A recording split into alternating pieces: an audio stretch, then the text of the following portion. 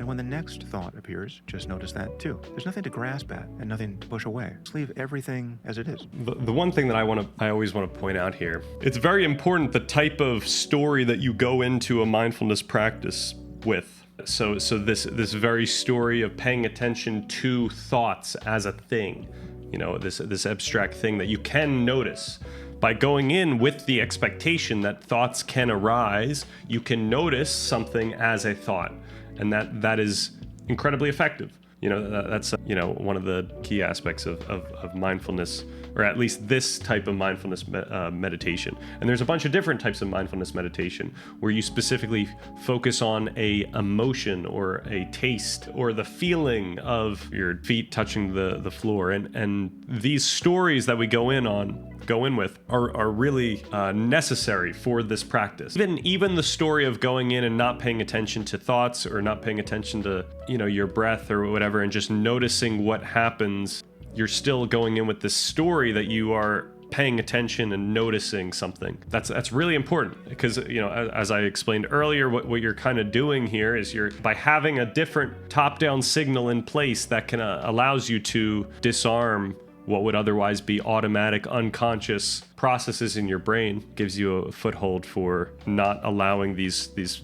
thoughts to run rampant. And then in many ways, it allows you to, direct your attention on very specific aspects of conscious awareness. And that isn't to say that those things were there in conscious awareness previously. Once again, during a mindfulness practice over time, what you're doing is actually shaping your brain. You're building connections that are now affecting how you experience the world later on. And so it's not to say that through a mindfulness practice, you are learning what was there all along or what is there in some true sense, but you are affecting how you think about the world in the moment, in that later moment. And so like the way that I understand the brain, there's skills that are, you could think of them as more like general skills that you would be strengthening regardless of what you focus on.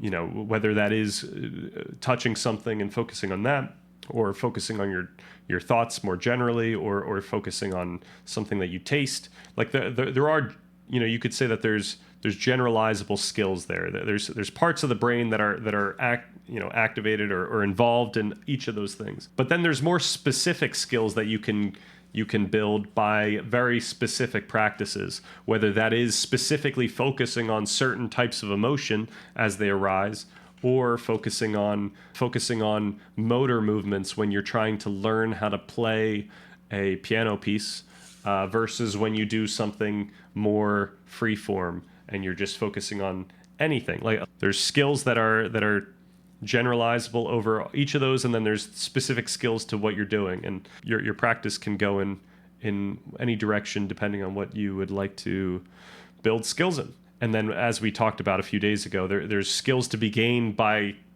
having a practice that goes longer than 10 to 15 minutes, and then there's a practice that it involves simply like the just getting your mind to go back to your focus, whether that is your on your breath or whatnot. And you can train that in many shorter meditations. So you could do a bunch of 5-minute meditations throughout the day, and you can build up that strength. What does it mean when we're like leveraging our focus to tell us to frame what we're doing, our experience in a certain way? Like what is actually happening when I frame my experience as I am focusing on my breath right now? And what is actually happening in the brain? We can consider that. Once again, we have to dispel this like myth that top-down thoughts, the stuff that we notice in our conscious mind, are simply getting spawned out of nothing, as if like we are the creator of these thoughts in where the thought wasn't there, and then like we made it happen.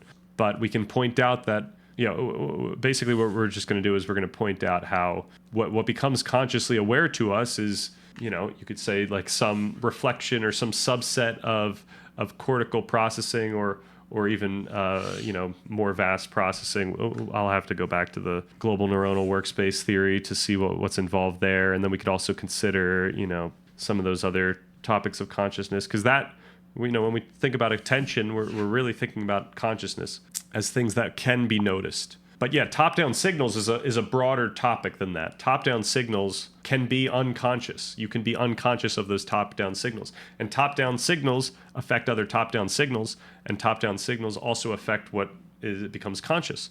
I think the story of the brain is really like the amount, the networks that are in the, in the brain are quite complex, and it would be too simplistic to say that, like, top-down signals are simply either making sense of bottom-up signals, or they're taking control of bottom-up signals. What's the best way to talk about that at like the most fundamental level?